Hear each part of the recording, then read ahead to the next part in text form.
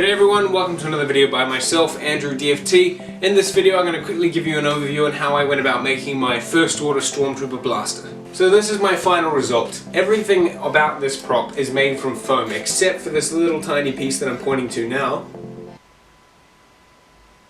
which is made out of a random stationary pen. Just because it had a nice cylindrical tubing, I thought, hell, I may as well use it rather than carve it. So for those of you that don't know what styrofoam is this material I'm holding here on my left.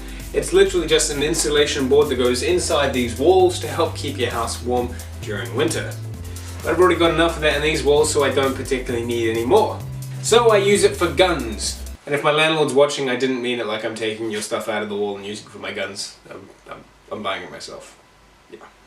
But to the point, this is actually a fantastic material that we can use. We can carve it, we can sculpt it, we can mold it, however way we wish to create something. But it is a very awesome material to use for beginners who want to get into prop making, as it doesn't require all that much skill to kind of manipulate it and come out with something nice. So this display prop was actually made in about 20 hours worth of work.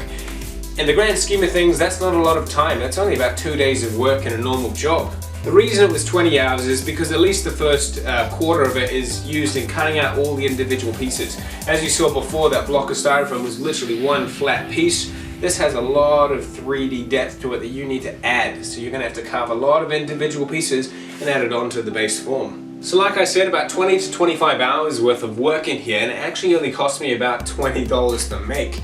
The foam, the stationery, all the basic supplies that you can find almost internationally in any kind of art supply store or Home Depot place, all comes at minimal prices of $1 to $2. So when you add it up, it's really not that much money that goes into one of these props. You're only just going to be spending about that 20 hours worth of time. So whether you value that in or not is up to you.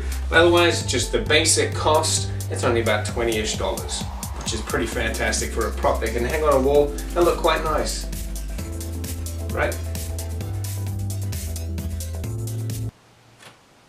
He doesn't know it. Don't you?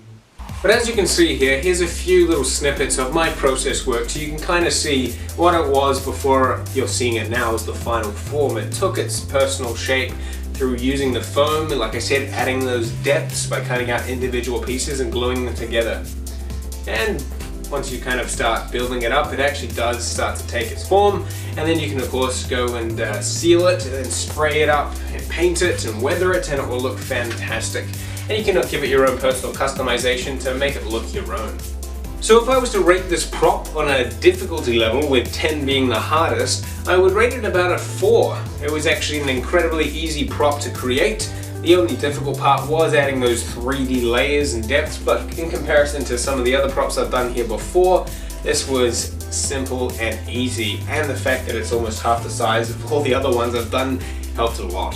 So like I said, these are made out of styrofoam, so that would lead you to the fact that they are quite fragile. Well, you are correct in that, but they can be used very carefully in little live actions or little videos of your own choosing to add a pretty cool sci-fi factor. Because yeah, they do look the part. What are you looking at? So if you're not subscribed to the channel, do so, as you will get an update of when I actually release the tutorial on how to make this. Of course, Star Wars is trending now, and a lot of you guys want to know how to make these Stormtrooper blasters as well as the Stormtrooper suits. So I will do my best to give you that opportunity by creating my own tutorials. Otherwise, if you like the video, give it a thumbs up.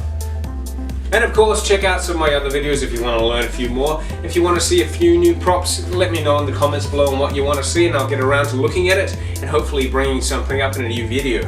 Otherwise, I'll catch you later.